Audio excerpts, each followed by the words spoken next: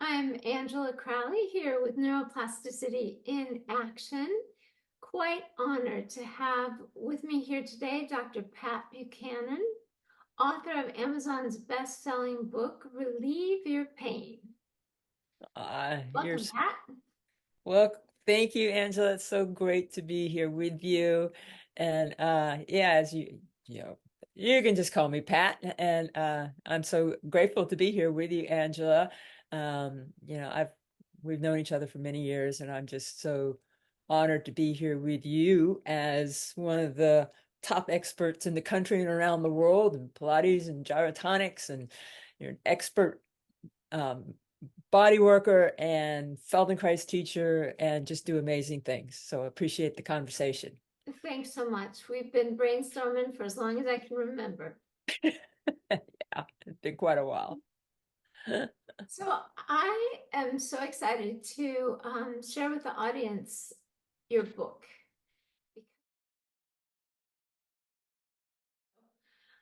I love the way your book takes pain, expands our perspective of it, and even creates opportunities. So it leads me to ask you, what led you to write this book and create it?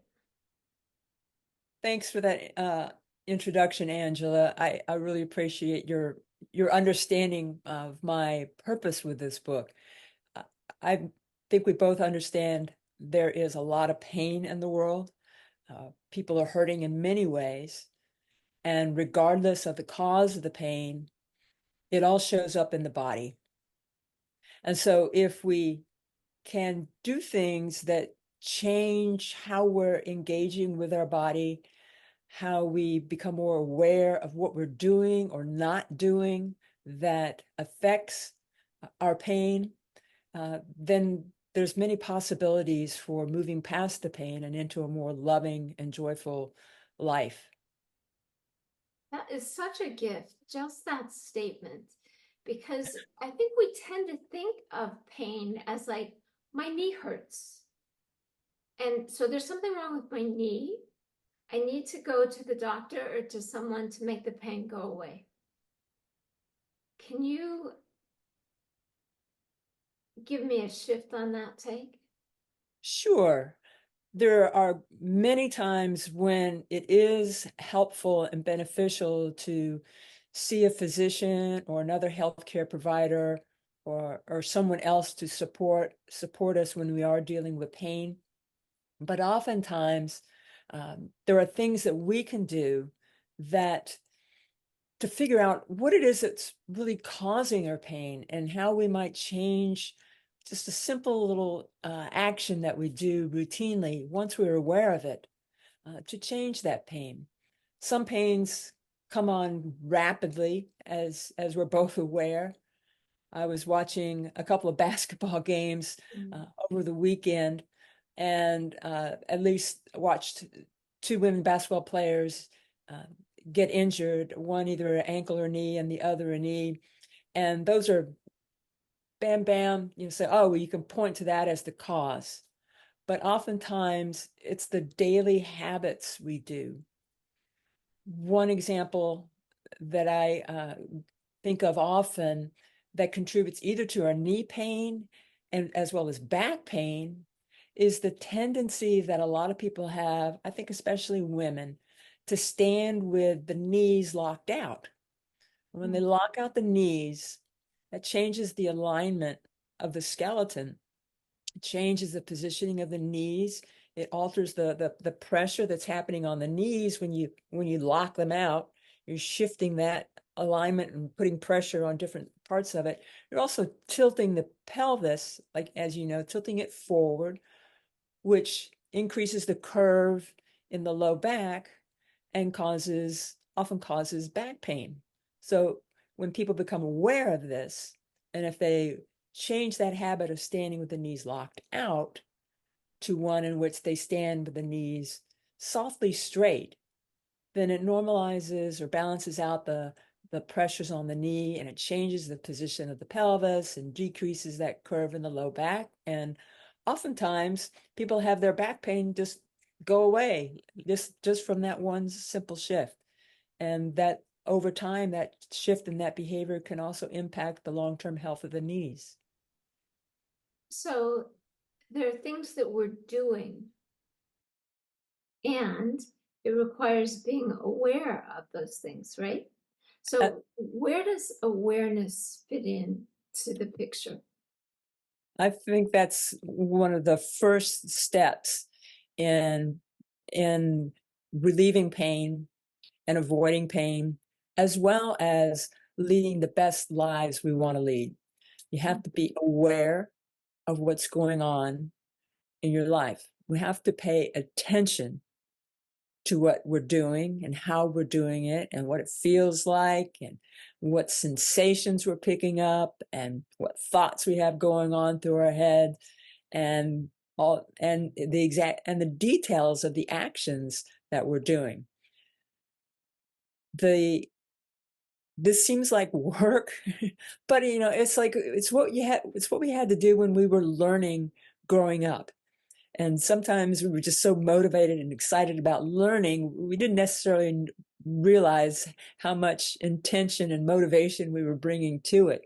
When we were young and we were first learning to walk, most of us first learning to walk, we were taking literally thousands of steps. Hmm. One of my colleagues literally studied how many steps babies take when they're learning to walk, and they take thousands of steps a day, and they fall down hundreds of times in the process of learning each day, but they get up and they go again. Seems like when we get older, we tend to forget that it takes a lot of repetitions Mm-hmm. to learn some things, and if we really want to be good, it takes a lot of those repetitions and paying attention, being aware of everything we're sensing, feeling, thinking, and doing as we go through this learning process. But we can get there. While your book does offer a lot of quick fixes, like just soften your knees, for example, or just notice, just pay attention, there are these little things that are quick fixes. And yet, by the end of the book, it's become more of a way of life, really, like more of how we approach living. Exactly. That's what I hope people get as part of the big picture of the book, the big intention of the book. So there's plenty of people out there saying, do these, 5 things and you'll get rid of your back pain forever. And I'm like, well, 80% of the world has back pain and it typically comes back. So there's a lot to be learned. And as you know from your background in the performing arts and me with sports, people who want to be really good in their area, they practice and practice and practice. I'm sure we both know the old joke about the tourist in New York City asking the local New Yorker, how do you get to Carnegie Hall? And the New Yorker will say, practice, practice, practice. So yeah, it takes a lot of repetition and a commitment, but it's a process that we can use over and over and over and over again to apply to any aspect of life that we're wanting to improve. That's wonderful to bring back that concept of learning and how it happens. And because so often in our society, we are looking for quick fixes and get frustrated very quickly if they don't happen, versus taking the time to notice and to experiment and to learn. And you're making me reflect back on being a gymnast, and you fall more times than you succeed when you're learning a trick for a long time. Yet people, when they try a new exercise for pain, if it doesn't work, it's like, well, that didn't work. Next practitioner, instead of sort of owning that it is a process and that it is a learning process that requires participation, and which is a very different model than the medical systems we grew up with.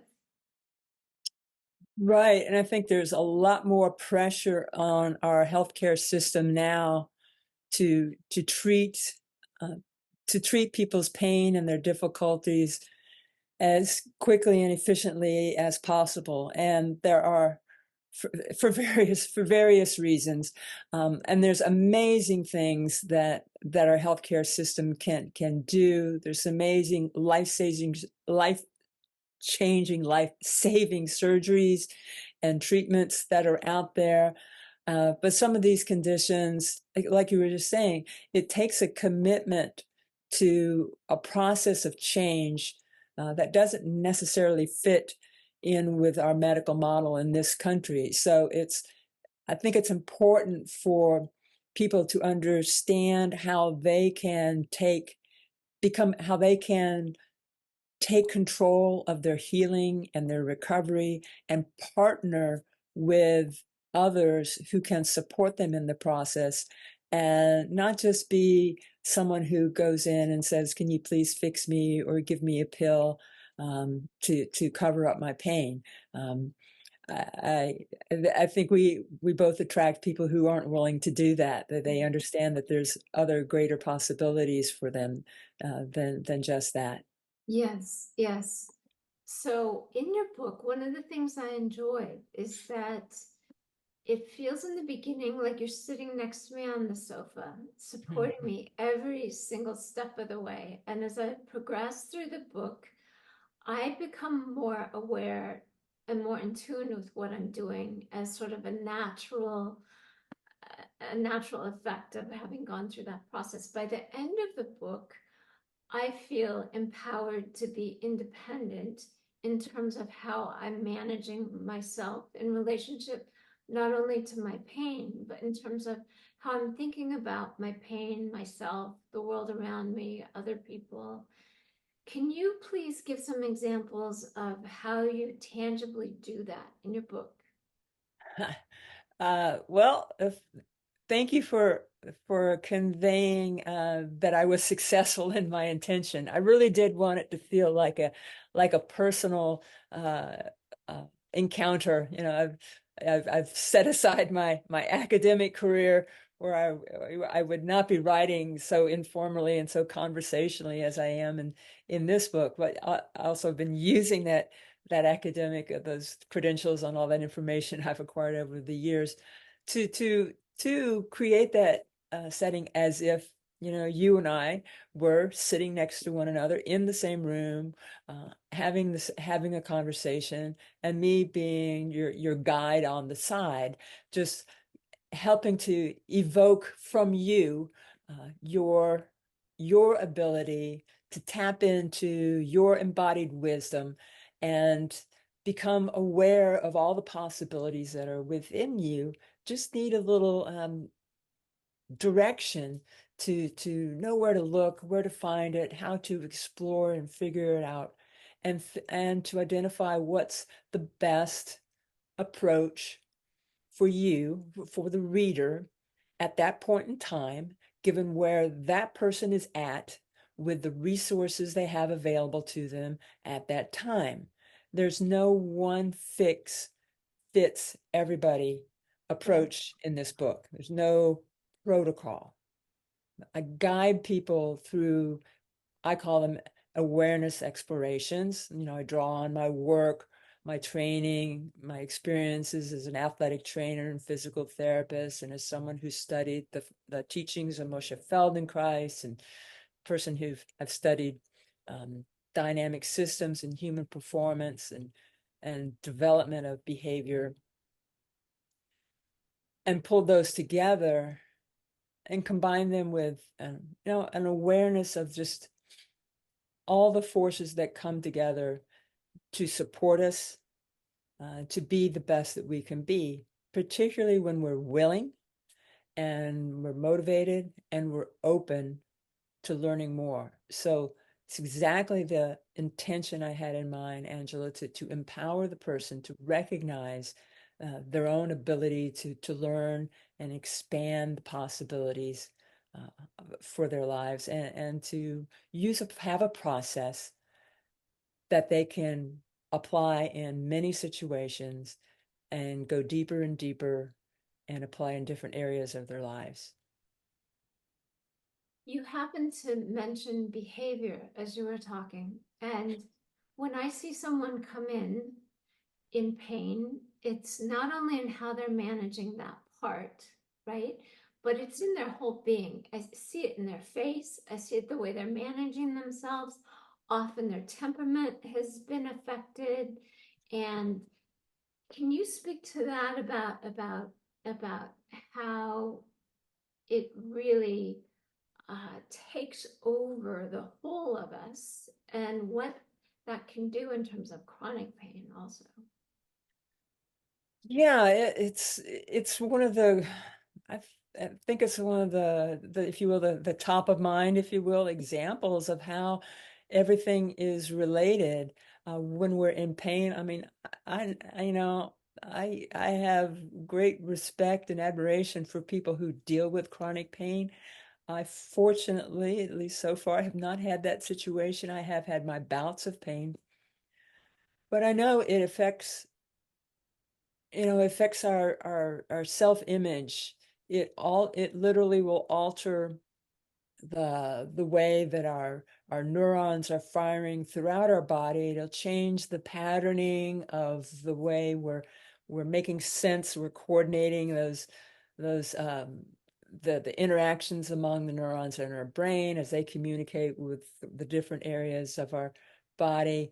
There's a lot of stimulation that's altered between the sympathetic and the parasympathetic nervous systems, the sympathetic aspect of our nervous system being the part that, if you will, riles us up to be ready to, if we need to fight or flee or freeze, to maintain our safety, our literal safety.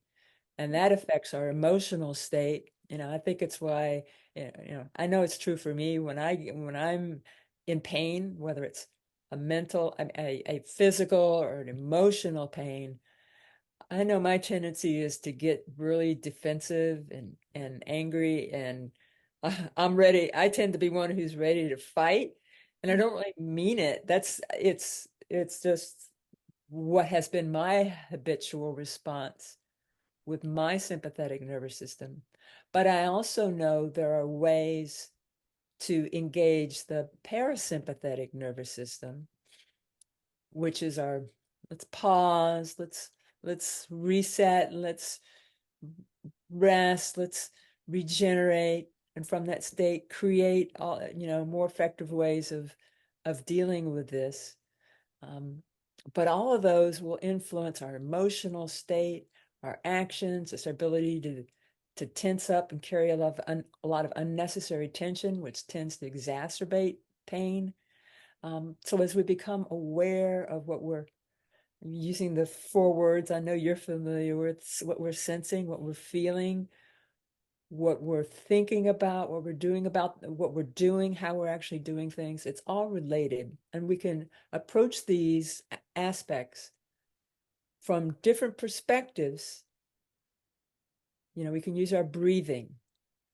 We can be aware of whether or not we're holding tension in our shoulders. And if we are, oh, can I just let it go? Can I alter my breathing? Can I stand a little differently? Am I always standing with my weight on one leg more than the other?